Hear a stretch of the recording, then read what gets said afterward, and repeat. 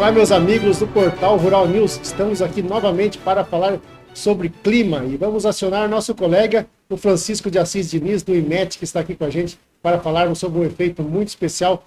Assis, seja bem-vindo novamente ao Portal Rural News. É bom tê-los novamente com a gente. Tudo bom? Olá, os ouvintes do Portal Rural News. Olá, Jair, tudo bem? Como é que está? Tudo ótimo por aqui, Assis. Vamos falar sobre algo muito importante. Você que é um climatologista aí, traz as informações exatas para nós. Uma dúvida que o produtor rural tem. Nós falamos muito no Laninha, no Laninho, sabemos mais ou menos o que é, que ele causa um efeito aí de aumento ou falta de chuvas. Mas você, como meteorologista, pode explicar melhor para a gente como que funciona esse efeito. O Laninha é o resfriamento das águas do Atlântico, é isso? Explica para a gente, Assis. Esses fenômenos, né, Jair, esses fenômenos climáticos, El Niño e Laninha, né, eles ocorrem no Oceano Pacífico Equatorial. Então, ao longo do Oceano Pacífico, lá da região do Equador, mais ou menos, né, quando as águas lá estão mais frias ou mais quentes. Então, quando as águas estão mais frias, lá ao longo do Oceano Pacífico, aí diz que está existindo o fenômeno da Laninha.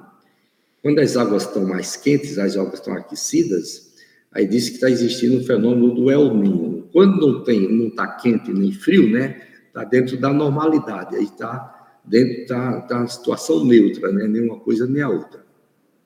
Como que é feito essas medições?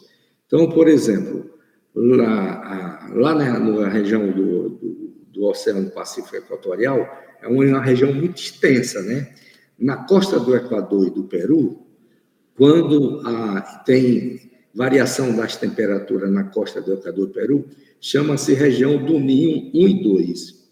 Depois, quando vai indo mais para a parte central, chama-se região do Ninho 3. Mais um pouco para o lado central, chama região do Ninho 3 e 4.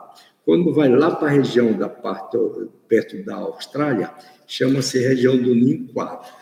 Então, a região que influencia no clima do Brasil é a região do Ninho 3 e 4, mais ou menos a parte central, quase que pega a parte central do Oceano Pacífico.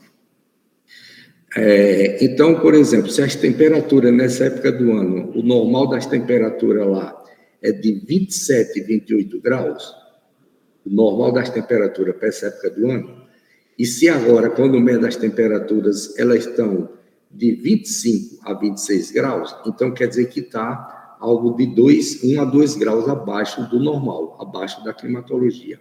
Então, elas estão mais frias. Então, é o que está ocorrendo agora, né? Então, se as temperaturas estão mais frias agora, elas estão com anomalia negativa entre 1 a 2 graus negativos abaixo da climatologia. Aí diz que está existindo o fenômeno da Laninha, porque as águas estão mais frias. Situação contrária a essa, né? Se a temperatura é de 27, 28 graus e ela está entre 28 e 29 graus, está acima da climatologia, está mais quente do que o normal. Aí tivesse de 1 a 2 graus mais quente do que o normal, aí dizia que está existindo o fenômeno do El Niño. Situação contrária, né? Mas a gente está com a Laninha e a previsão dessa continuidade desse fenômeno aí ao longo da estação da primavera até o final do ano, né? Que deve acontecer. Uma pergunta que eu te fiz aqui, quando você esteve aqui nos Caminhos da Soja, fazendo sua palestra sobre climatologia, eu tinha curiosidade, eu acredito que muitos produtores rurais que estão ouvindo a gente têm essa curiosidade. O que causa esse aquecimento ou esfriamento aí do oceano? Qual é o fator principal? Isso aí é uma boa pergunta, viu, Jair? Existe praticamente duas teorias, né? Uma mais provável, que é a própria interação oceano-atmosfera, né? Que faz com que haja essa dinâmica do ganho de energia, né? Para aquecer, e também haja essa dinâmica da perda de energia do oceano para esfriar, né? Então, a própria dinâmica, a interação do oceano com a atmosfera, que faz com que haja essa variação de temperatura, né? Que provavelmente mais atividade solar que acontece para contribuir para esfriar ou aquecer o oceano.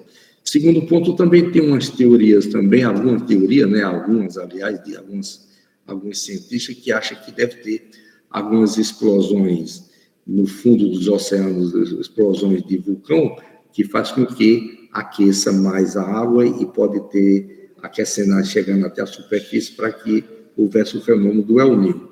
Mas quando não tem vulcão, como é que esfria? Esfria, então teria que ter alguma dinâmica também de esfriar, né? As ondas de Kelvin no fundo do oceano, tem umas ondas que vêm algo de 150 a 200 metros de profundidade, umas ondas quentes, de água quente, e outra de água fria. Quando essas ondas de água fria persistem, né? Aí fica persistindo o fenômeno da laninha. Quando ela começa mudando e fica persistindo ondas de águas quentes, aí vem o fenômeno do El Niño, porque aquece depois na superfície. Então, praticamente, são essas duas teorias que tem sobre a existência desses fenômenos. Vale salientar que esse fenômeno não é de agora, né?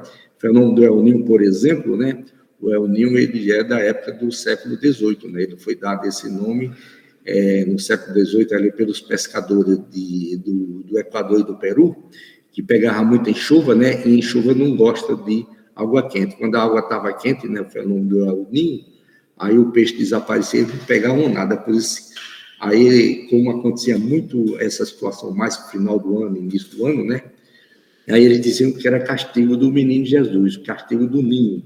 Daí, por isso, pegou o nome do fenômeno El Niño. Depois, nos anos, mais ou menos, quase aí nos anos 80, é que aí foi criado o ante-El Niño, né? Foi dado o nome da Laninha, né? Mas, geralmente, o nome que era dado antes era o ante-El Niño, quando as águas estavam frias. Esse efeito, ele, na verdade, provavelmente ele existe há muito mais tempo, ele somente foi detectado aí nessa época, né, Cis?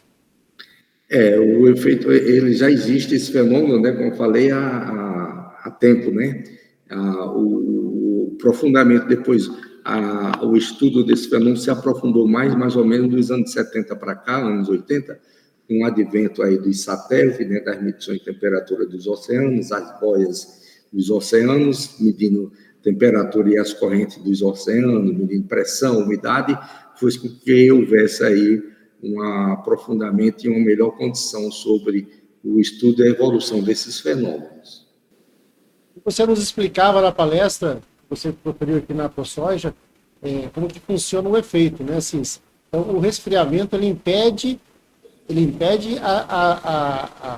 que as frentes frias cheguem até o centro do país, é isso? Então, o efeito desses fenômenos, então, por exemplo, o efeito da laninha no clima do Brasil, ele causa redução de chuva na região sul, mais chuva para o norte e para o nordeste, né? Por que ele causa redução de chuva na região sul? Porque as frentes frias passam de uma maneira rápida, aí causa um dia ou no máximo 2 dias de chuva, aí elas ficam mais tempo aqui na parte central e norte do Brasil, onde a convergência de umidade dá-se exatamente entre o norte, a parte central e o norte do Brasil. Ou seja, deixa de existir a convergência descendo ali para a região sul, o norte da Argentina, com o Mato Grosso do Sul e o Paraná. Aí fica a redução de chuva na região sul. Fica mais dias sem chuva lá e mais dias com chuva na parte centro e norte do Brasil, nordeste do Brasil, causando mais chuvas. Por isso que ele tem exatamente esse efeito de causar essa mudança das condições de clima na região sul do Brasil. Quando é a situação de El Niño, aí é uma situação diferenciada, né? Então, ele causa mais, as frentes frias, a convergência de umidade desce mais para sul, entre a parte central e o sul do Brasil, trazendo mais chuvas, e menos convergência de umidade na parte norte e nordeste do Brasil, com parte meio centro, né?